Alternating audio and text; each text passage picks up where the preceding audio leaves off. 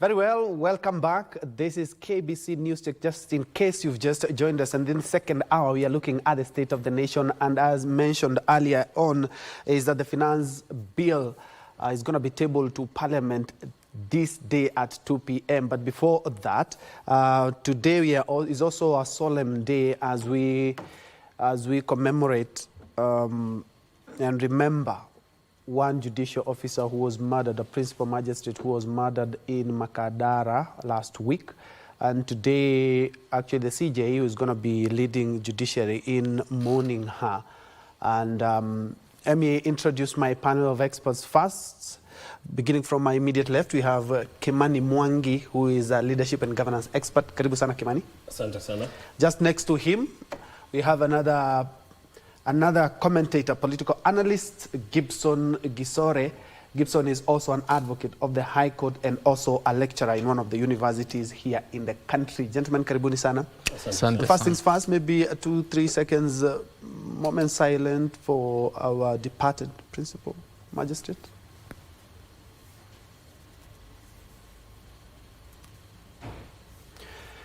All right, gentlemen.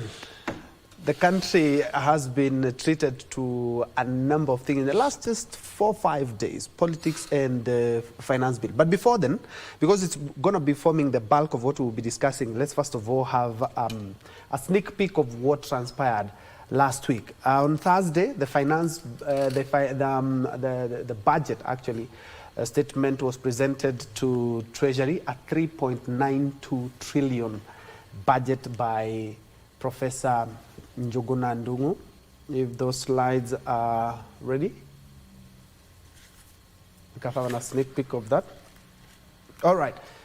As we wait for them, the public participation concluded last week. I think it was on Monday. And now the bill itself, after the committee tasked with that, retreated today. They're going to be presenting that. And of course, we have politics in the country as well. But let's first. All right. I'm informed by my director, Mogo Karaoke, that those slides are indeed ready. Then we can have a look at what exactly is bringing up all the heat. The 347 billion required to finance the bill. As I mentioned earlier, a 3.92 trillion budget was tabled last week. The National Assembly Finance and Planning Committee retreated to draft its report and the tax proposals, including what you as the Kenyan put in the public participation that will be presented today. And after that, we expect the members of parliament to canvass that. Kenyans themselves have expressed mixed reactions, with some calling for a review of the finance bill, or others, as we have seen even from messages sent to our legislators, are calling for legislators to reject it in totality. The ruling coalition, Kenya Kwanza, has rallied its MPs and Kenyans to support the bill, saying that it is indeed the right dose as prescribed. Azimio la Umoja opposition wing has called on its members to reject the bill. Actually, in the last presser, they said they're going to be mobilizing all their members, and none of them will be absent today until Thursday, as we expect the bill to be taken through a vote. That is where I'm quite sure a number of Kenyans will be looking at to see where their members of parliament are inclined. Then the proposed laws target items like, I think this is what has caused a lot of uproar: diapers, rubber tires for wheelbarrows and wheelchairs, batteries, pencils, sharpeners, staplers, printers, calculators, photocopy machines, coin counters, and also wrapping machines. That's just some of the things that have, and especially when you talk about rubber tires for wheelbarrows and also vehicles. The 16% tax on bread, potentially increasing the price of 400 grams a loaf of bread by approximately 10 shillings. But it's good to note that the 16% on tax, as yesterday majority, the majority whip, yes, Silvana Sosoro, said that for that, they are sure that will be relooked into. There's also a new tax on motor vehicles, which proposes a 2.5% tax on the value of motor vehicles, a minimum of 5,000, a maximum of 100,000 shillings. My good lawyer, Gibson Gisore, for your high-end vehicles, you should be expecting to part with something. But Remember, these are just tax proposals. Withholding tax on digital marketplaces, which imposes a 20% tax on non-resident and a 5% tax on resident income from digital platforms. This is something those that content creators have really against. And then we also have an eco-levy tax aimed at fostering a circular economy and manage waste. This could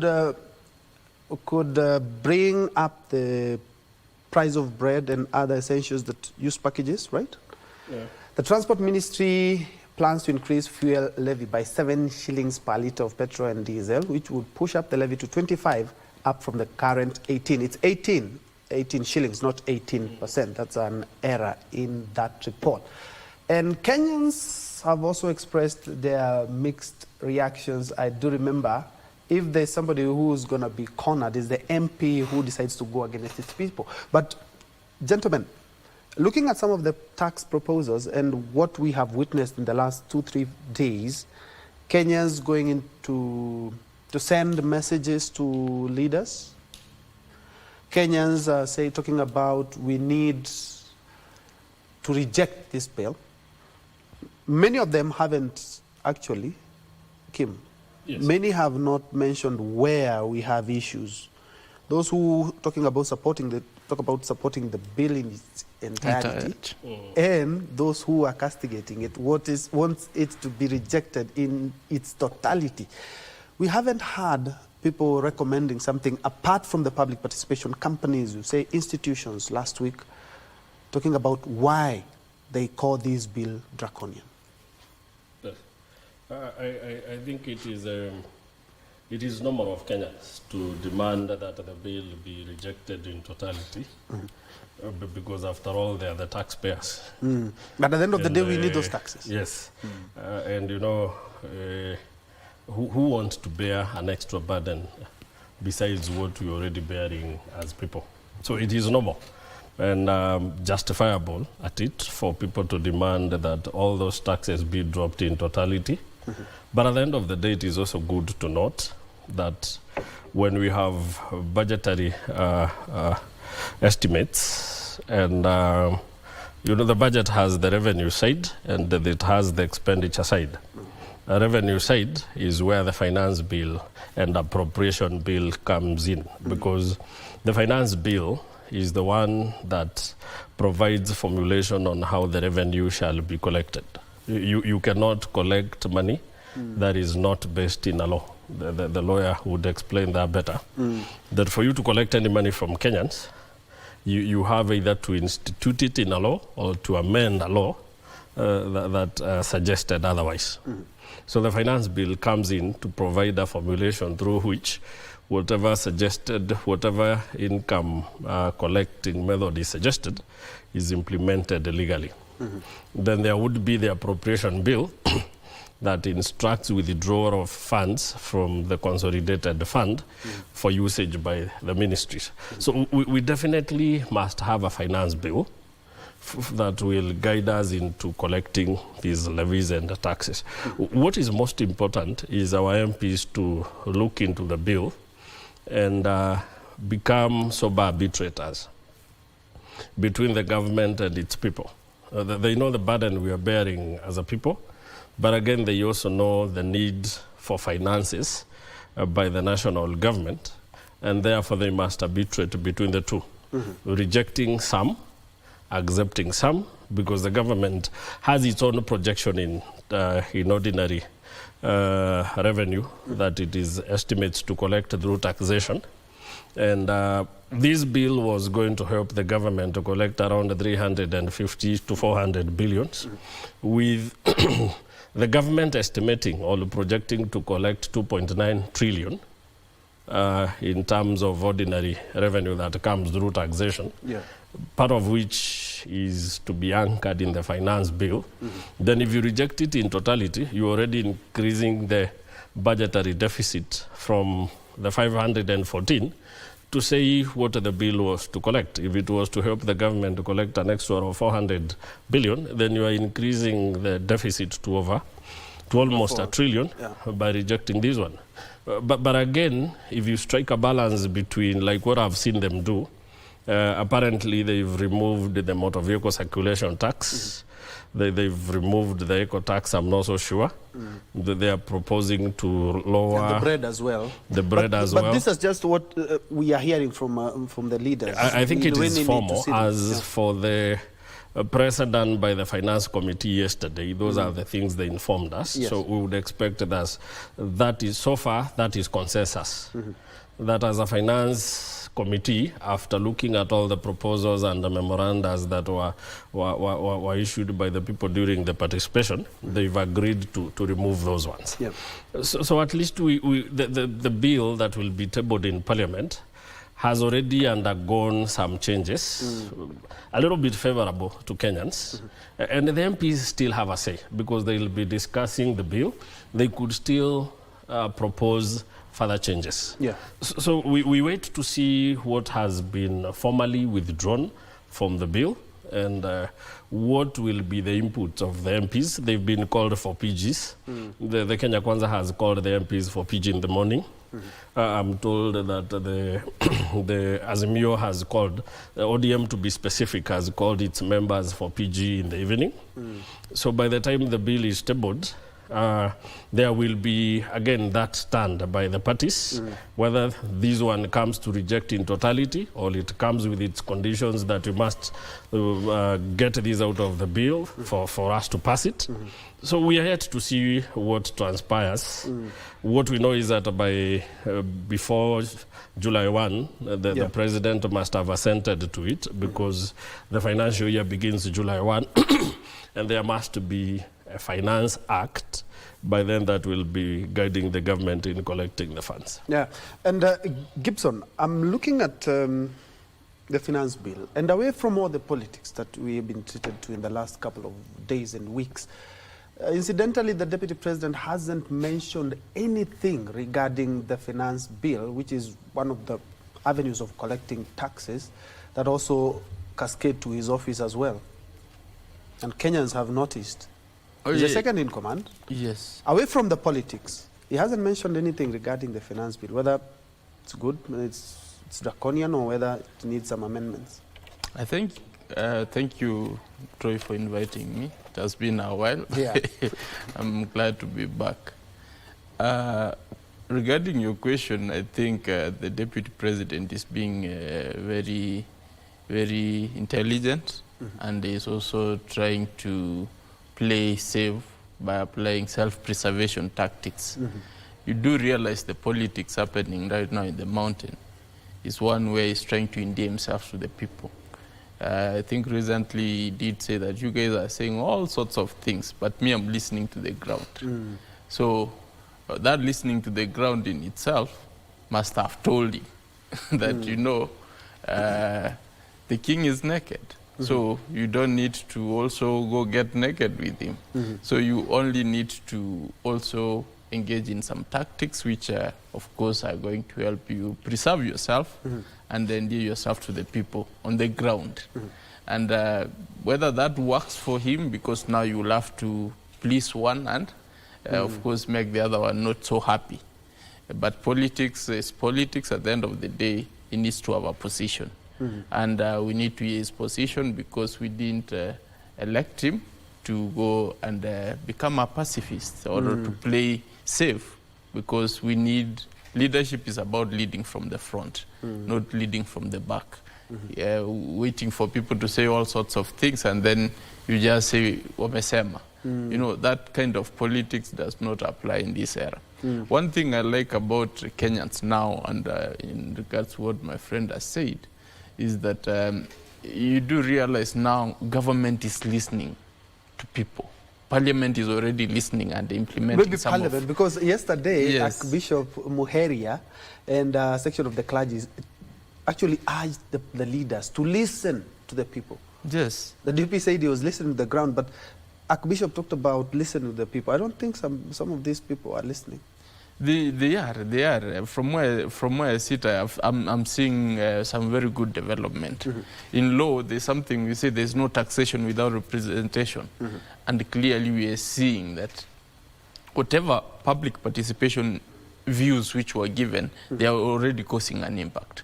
if they're going to do with the motor vehicle levy, according to what he has said, and the eco levy and the tax on bread, those are very critical things which go to the heart and operation of every family in this country, not even family, even in schools. They give bread to kids. I mean, when we were in school and we served bread, it was our best day. Yeah. So, so you'll be affecting everyone. Yeah. So when that is going to be looked into, plus, I like the perspective from Parliament. They're saying, I don't know whether they're going to carry it through, that they're going to debate each clause one by one from the start to the end.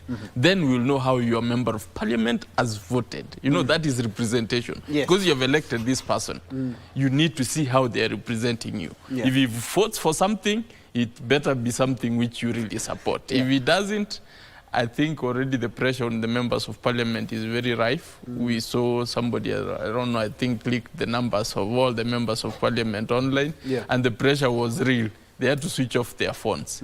That's what it means, that you need to hold your member of parliament accountable.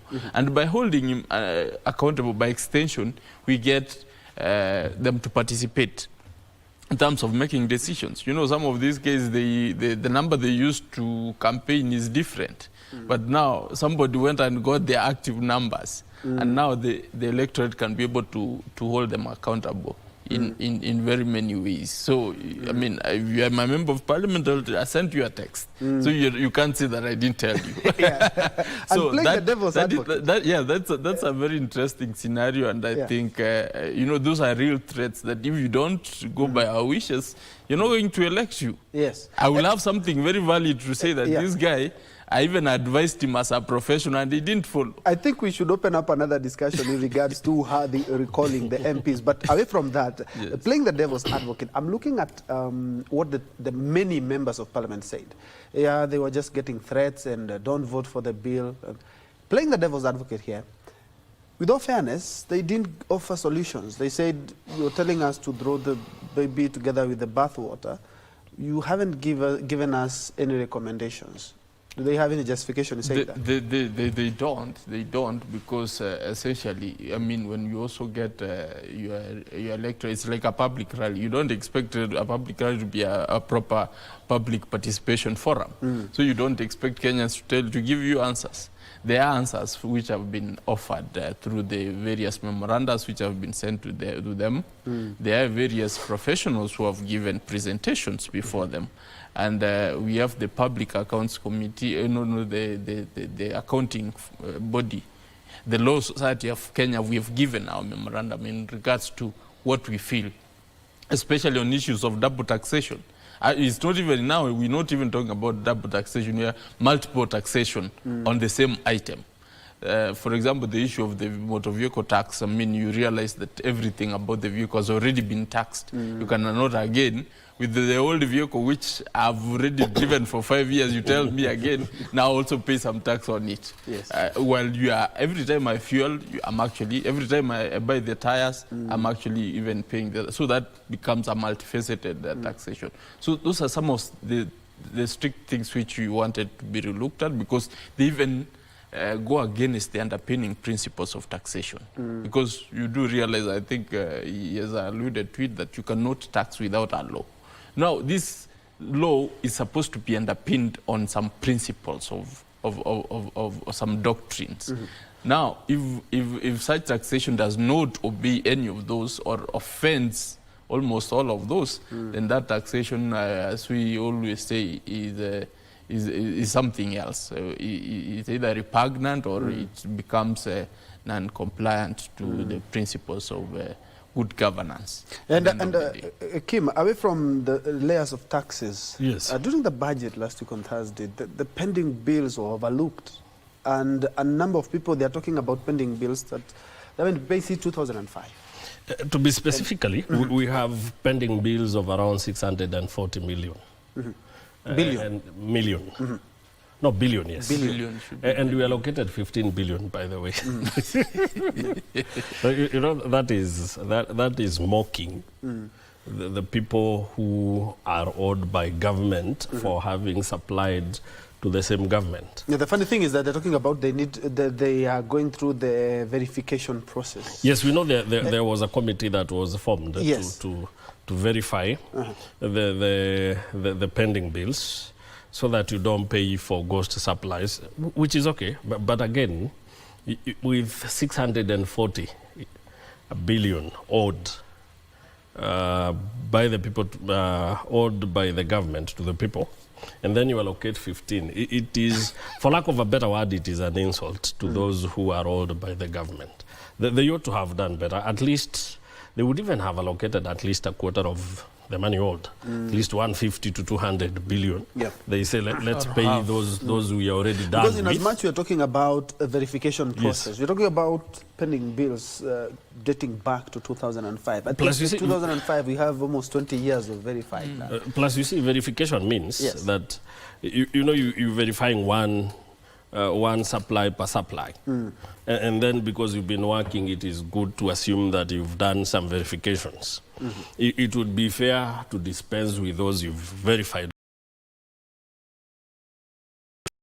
And again, because you know you are doing budgetary approximates for a whole year, it is also good to project that you will, by the close of the year, will be done with, say, 50% of this work. So we could as well, fair enough, allocate over 40%, so that by the time we are done, we would have paid off all those we've verified are genuine suppliers owed by the government.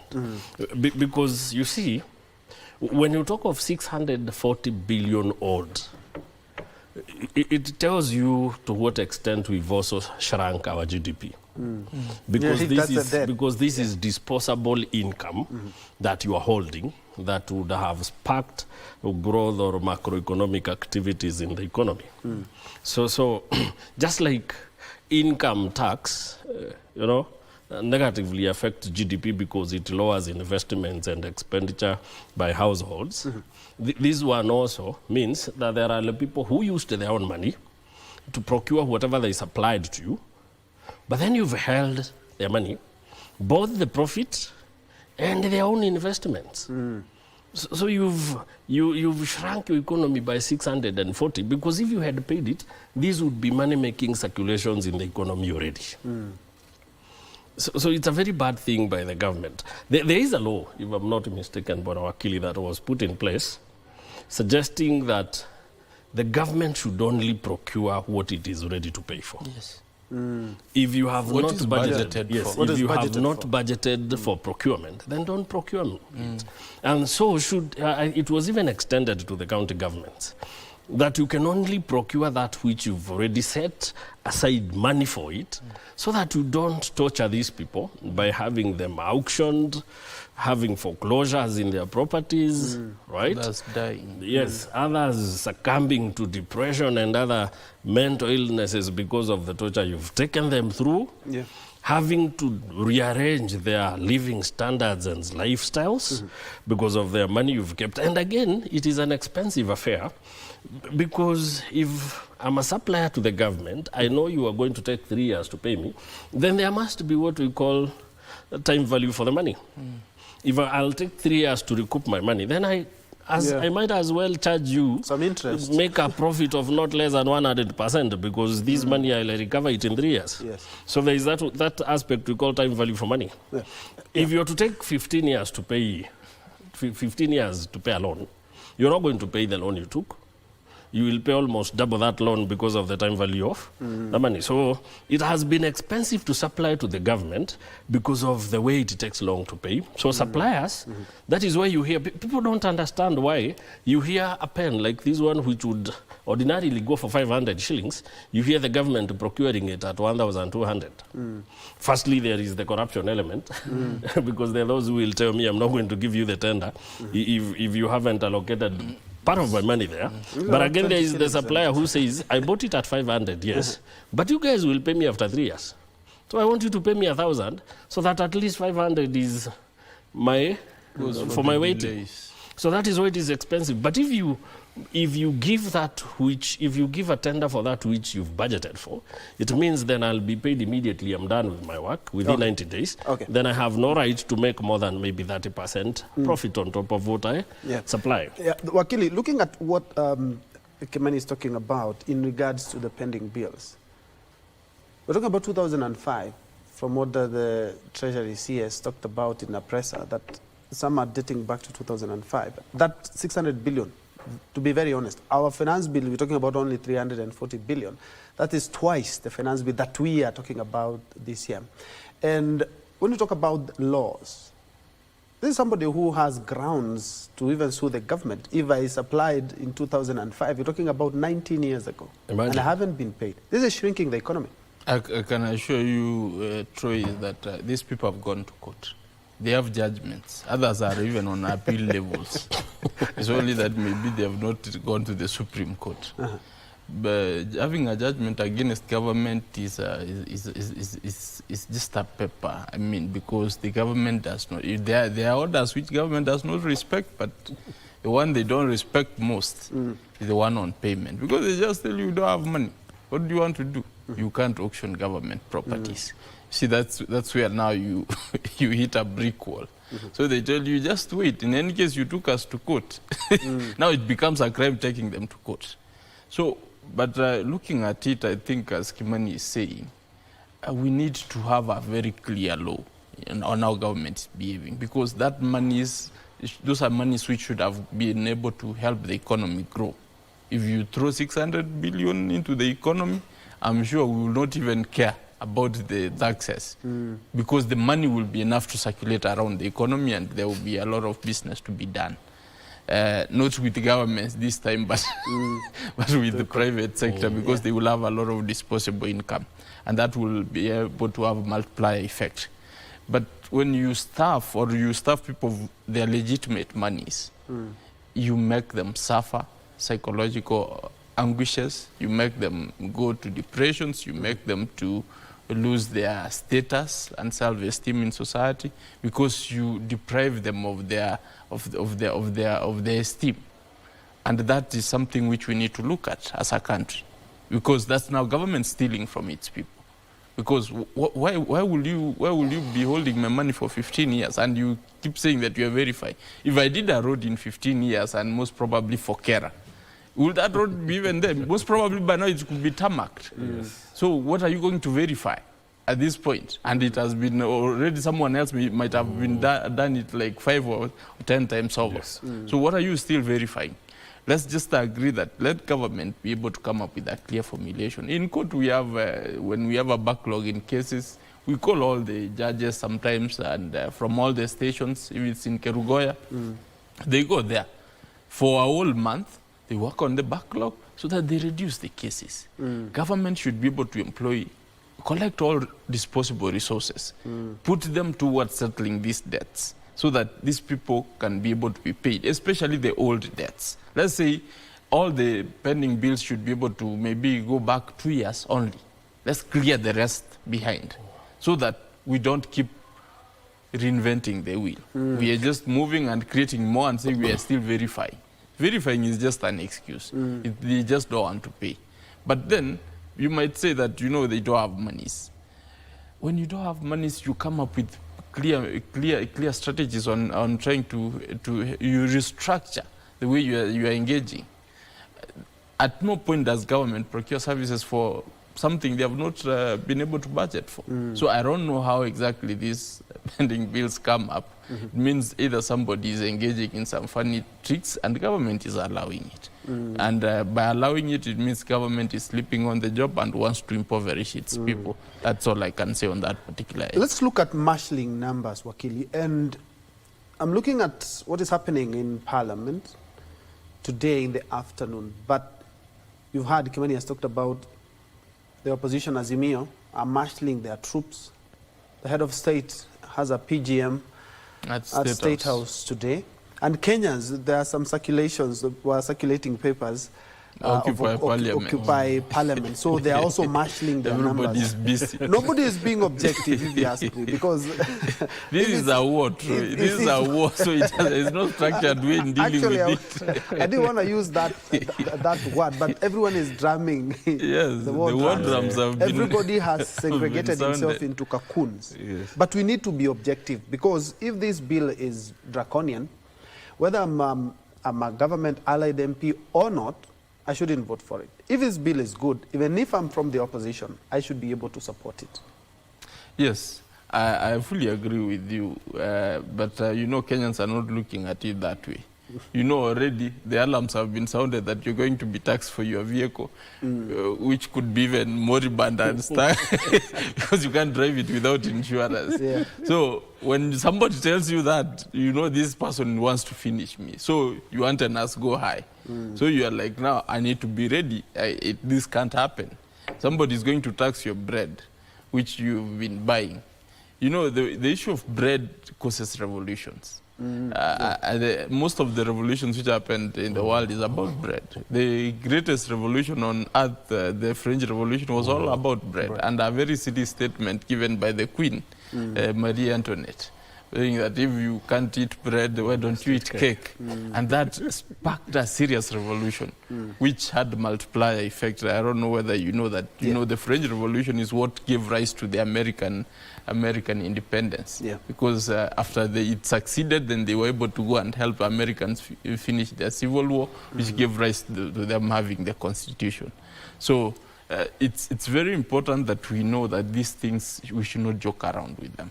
If it has reached a position whereby we are talking about bread, then we are doing so badly. As a nation, we need to have options.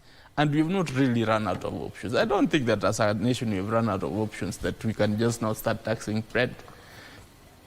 In the era of Moi, we are also doing so badly. The issue of bread came up.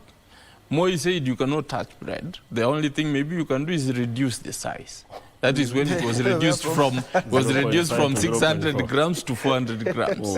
And it was a technical way of trying to find a way, because Moi was also doing badly in terms of IMF was not giving him money and World Bank. So he was really, but then the economy didn't go down the way we are feeling it right now. So we need to also come up with ingenious ways of trying to appease Kenyans, because that is very important. As a nation, your responsibility should... All right, just hold the thought. I'm informed by my director that we need to cross over to State House. Remember, there was a parliamentary, Kenya Kwanza parliamentary group meeting, and currently speaking is Kimani Shungwa. Let's listen. In the form of public participation. And we take this opportunity to tell the country that we have listened to you. We have heard you. And the committee has briefed the parliamentary group on the proposed changes that they have proposed to the finance bill of 2024-2025 that capture many of the issues that were raised by stakeholders during the public participation. And we have been able to engage on all those and agreed with His Excellency the President. I will now invite our chair, the very able chair of our Finance and National Planning Committee, the member for Molo constituency in Nakuru County, the Honorable Kimani, to take us through the brief of what has been agreed on the changes proposed. Thank you. Thank you very much, Leader of Majority, Your Excellency President, and all Kenyans watching us this morning. When we started the public participation in Finance Bill of 2024, we did make a promise that that public participation would not be an exercise in futility. We have listened to the view of Kenyans, and we are all in agreement that there are two things that we must do. One of them is that we need to protect Kenyans from increased cost of living, and therefore the proposed 16% VAT on bread has been dropped. To support, again, on reducing the cost of living, we are doing something about vegetable oil so that we do not make it expensive for Kenyans. Transfer of mobile services is a key concern to many Kenyans, and therefore, again, we have proposed that we do not have any increase on taxation or mobile phone transfer. We have seen in the recent past the proposals that you've made on statutory deductions on SHIF and housing levy has added a loan on especially on salaried Kenyans, and therefore we have proposed that those statutory deductions now be allowable to pay, so they will not pay an additional pay on those. We all agree that environment conservation is a key concern. The fact that you've had a drought and a few months of floods and our drainage clogs, we have agreed that we need to make a good decision about how to protect our environment. And that is what the wisdom on the introduction of eco-levy. However, imposing this on locally manufactured goods would again increase the cost of those locally manufactured goods in the country and stand a risk of making them not competitive in the East African market and globally. Therefore, this eco-levy will only be chargeable to imported finished products. And therefore, all locally manufactured items, and especially including diapers and sanitary towels, will not be subject to eco-levy. We must make sure that we become a manufacturing country and not a trading country. And therefore, the imposition of this only on imported finished products makes our locally manufactured products more marketable to the, not just reducing the price, but also making them affordable to even export. On the VAT threshold, we have proposed in our amended report to increase that VAT threshold from 5 million shillings to 8 million shillings. Therefore, small and medium enterprises that have turnover of less than 8 million shillings do not therefore have to register for VAT. On items, we have had avocado farmers being asked to give items receipts. We've had mama mbogas who do their supplies to hotels being asked to register for items. We have proposed that these people be given exemption on items registration, and especially for those farmers and those small businesses that have a turnover of below 1 million shillings. We have had the conversation about eggs and onions and potatoes. So what you've done to protect our poultry farmers, our potato farmers in Nyandarua and Molo, and protect our onion farmers, we have proposed excise duty only on imported table eggs, imported onions, and imported potatoes. This makes our onions, our eggs, and our potatoes more marketable to us and the region. To support the fight against illicit brews in the country, we have proposed a change in excise duty to changing it from a volume to alcohol content. Therefore, those alcohol manufacturers that are producing alcohol of very high content will now be required to pay higher duty because based on the alcohol content, and those making alcohol of lower content now will pay less duty. To support our pension contributions, because one day we'll all retire, we are now increasing the amount of taxable pensions from, we are now increasing the amount allowable for tax exemption for pension contributions from 20,000 shillings to 30,000 shillings. So this is a big win for our pensioners. So we are moving our pension schemes to exempt. It is exempt at contribution and exempt when you receive your pension from 20,000 to 30,000. Yes, per month. It's important to say this, per month. We have also been appraised of the money that is allocated for junior secondary school to hire all the intern teachers into permanent and pensionable terms. And the number there is actually 46,000 shillings, 46,000 junior secondary school teachers, in addition to recruit an additional 20,000. Your Excellency, we are very happy that the proposals that were brought to the National Assembly and the ones that we are proposing to the House are two amended documents. Because, again, I repeat, the exercise we did on public participation was not an exercise in futility. On motor vehicle tax, in as much as we agree that there is need to have money allocated to maintain our roads, and those people that are using our road more and roads, we have agreed that the motor vehicle tax cannot be amended through an income tax act. And also pegging it on insurance would cripple the insurance business and make it very difficult, especially for those Kenyans who take third-party insurance, and therefore that proposal has been dropped. Oh yes, sugar transportation. Yes, in addition, there was a concern about transportation of sugar from the milling factory to the farms, and therefore to the sugarcane, sorry. We have listened to the concerns about the transfer of sugarcane from the farms to the milling factory. And people are asking, why sugarcane? And why not coffee? And why not tea? Sugarcane is very bulk. And therefore, the largest cost in the processing of sugarcane is actually on transportation, unlike most other crops. And that is why we have recommended to remove VAT on transportation of sugarcane from the farms to the milling factories. For the mobile phone, I actually did mention that mobile phone transfer services has been, we have not increased that, it still retains at 15%. The concern about foreign exchange transactions, the concern about transfer in banks, that the status quo remain, no additional taxes have been increased on that particular sector. Thank you, Chairman Kuria.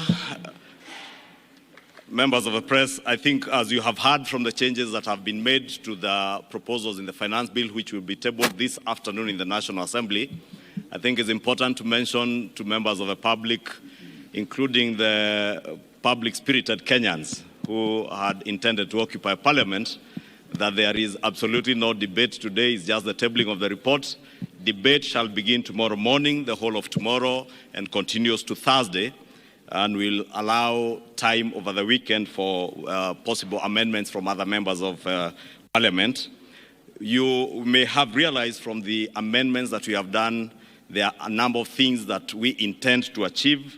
Besides the raising of revenue, is also one to ensure that Kenyans have more disposable income.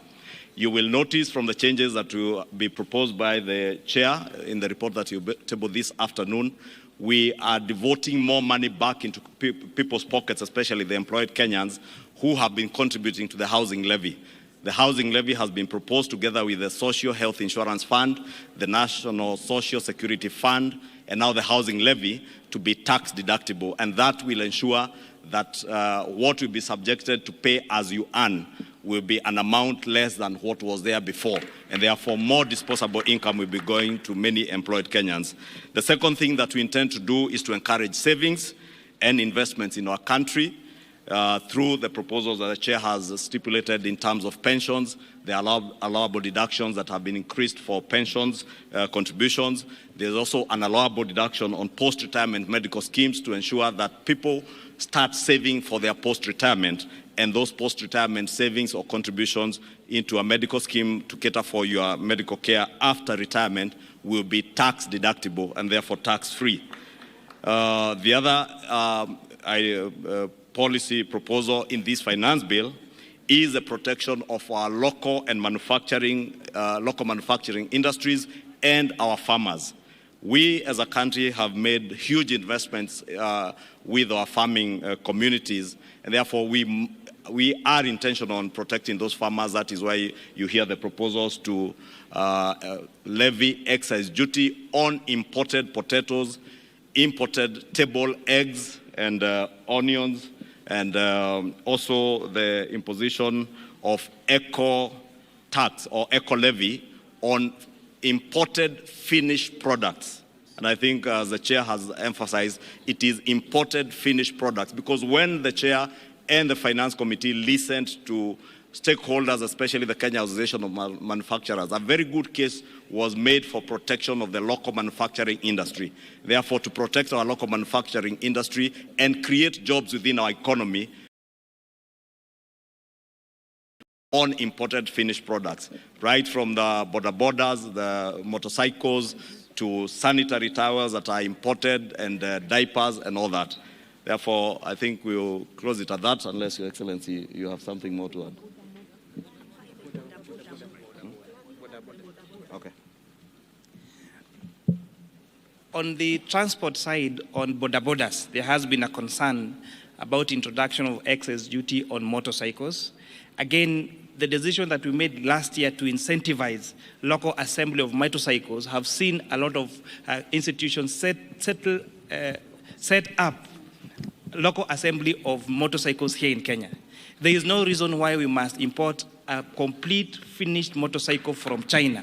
So we are putting excess duty on the one that is imported, but the ones that are made here locally, those are exempted. And it's also important to mention, to protect the vulnerable and those people at the bottom of the pyramid, the eco levy on tires has been exempted on motorcycles, on bicycles, and on wheelchairs, so that those people doing that business around the border sector will not, and even wheelbarrows, so that we don't increase.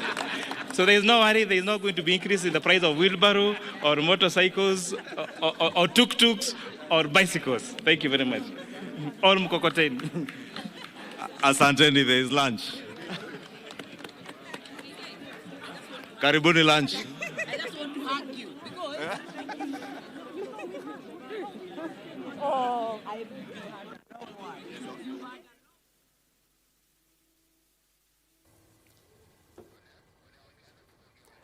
Very well, that has been Kenya Kwanza Parliamentary Group press briefing live from State House, Nairobi, and two speakers who have been able to speak, that is the Finance Committee Chair at the National Assembly, Kuria Kimani, and also the Majority Leader at the National Assembly, Kimani Ichung'wah. But very quick, and because of the interest of time, say that we have listened to you. Proposed changes will be addressed. Public participation was not an exercise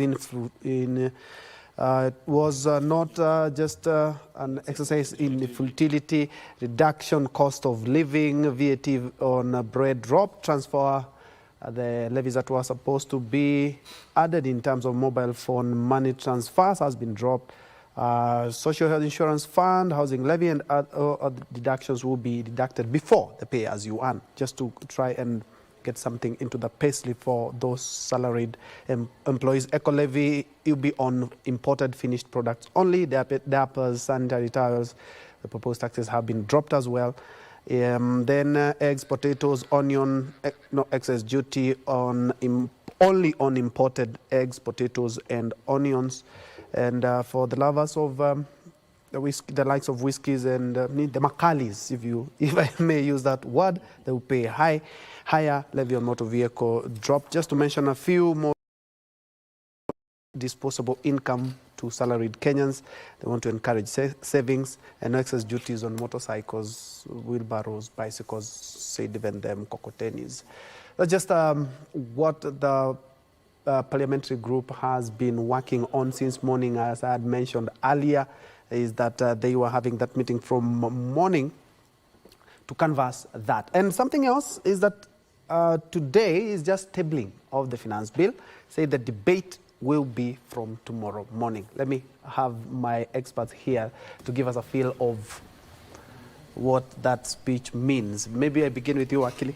Thank you, Troy. I think I would want to say that I think it already addresses a point I was making, that, you know, Kenyans, the noise Kenyans are making is being received at the right places. Mm-hmm. I mean, this is right at State House, so that is the place where we expected the message to go, and it has reached there, and they have complied. Mm-hmm. They have complied on all the contentious issues which were being raised about this finance bill. Mm-hmm. What I'm looking forward to is that Kenyans now should be able to be comfortable. Mm-hmm. Members of Parliament still to go down to the line to fine-tune each of the clauses to ensure that we have a tax bill which is later going to be an act, which is human-friendly, which we used to have eras where we could say that this budget is for Mwananchi. It's meant to help Mwananchi. We want to go back to those good days where it's supposed to help Mwananchi through helping local manufacturing. I think that has been addressed. We are by reducing the money which is going to be counted for payee. So at least something will be left on the payslip. Of course, not much, but it means something. And then, of course, the people who are pensioners, they have gotten some relief. especially those ones who receive the least amount of money. They should not be able to be taxed. They are going to be exempt. The local manufacturing bit is what I think I take home and say that they have really considered that we support the local manufacturing. It's through support of the local manufacturing that we can be able to grow the economy. And the taxation of the imported finished product is also a plus because we'll be able to generate some money out of products which have been done elsewhere. So with that also, we can also encourage some of those people to come and set up local shops to avoid being taxed extra. So I think all in all, we are not home yet, but we are on the way. We are on our way to Damascus. Kimani, you're a finance expert. What do you make of that 15-20 minutes speech? It was quite a reprieve to Kenyans because the essence was to shield Kenyans from the negative effect of taxation, which is to lower disposable income by households, because you see there were those that were direct taxations, and together with the direct indirect taxations. What we normally say is that there is nothing like taxing corporates. Because corporates have a way of passing down the burden to consumers through increased prices. So at the end of the day, it is the consumer who bears all the burden of taxation of a nation. So what this has done is that it has lifted a chunk of the burden from the people by firstly ensuring that they are not going to consume bread at extra 10 shillings. They are not 0.5%.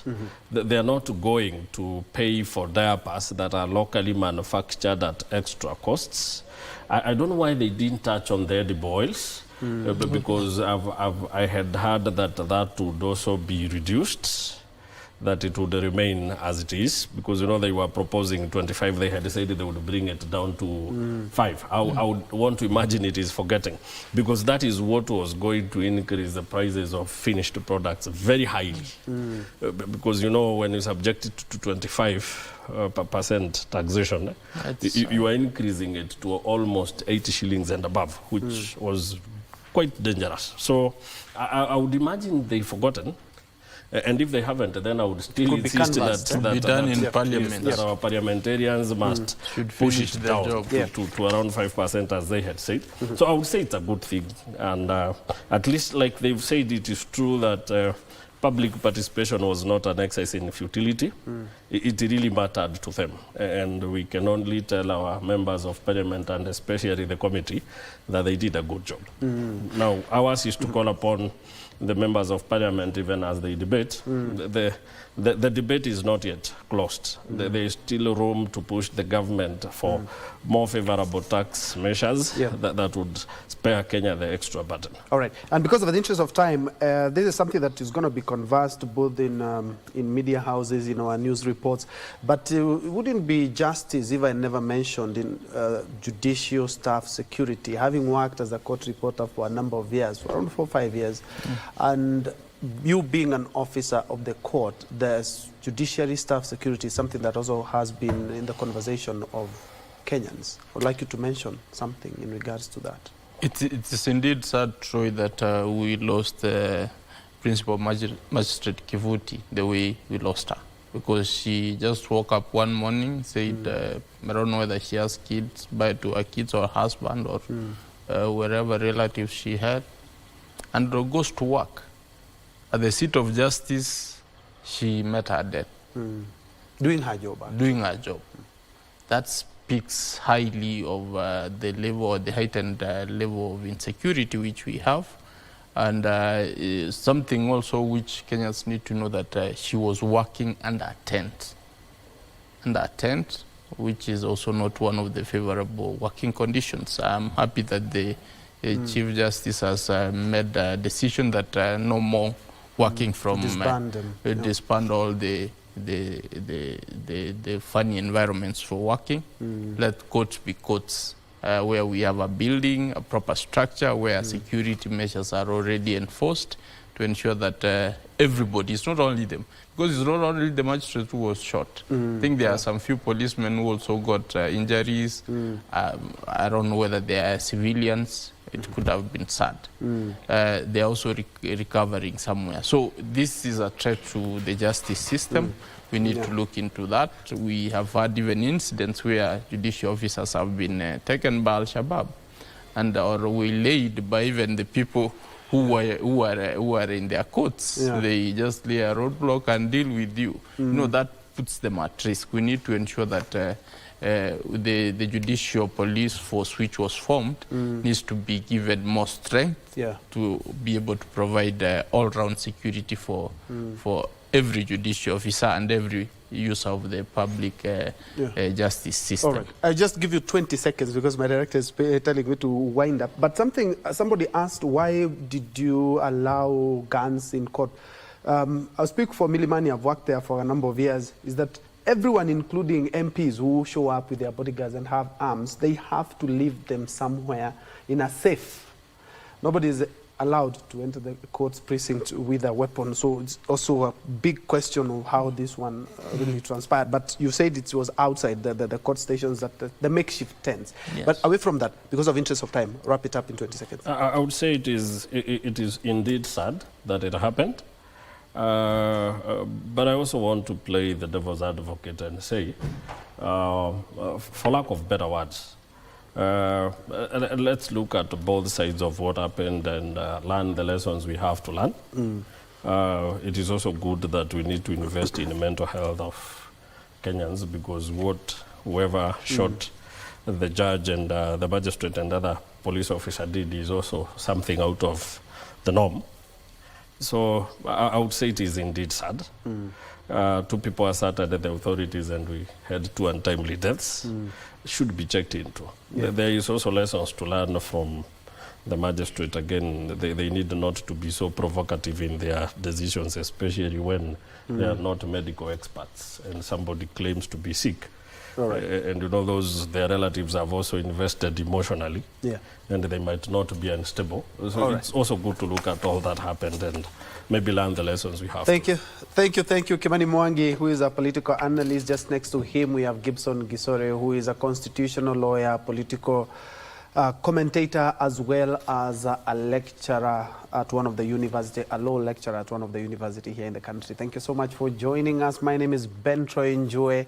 Lucy Mwaura is a sign language interpreter. Early on, we had Anne Wangeshi. Let's continue this conversation on social media spaces. But I'm now giving the baton now to my colleague to handle Tamrini from now till 1 p.m. Have a good one.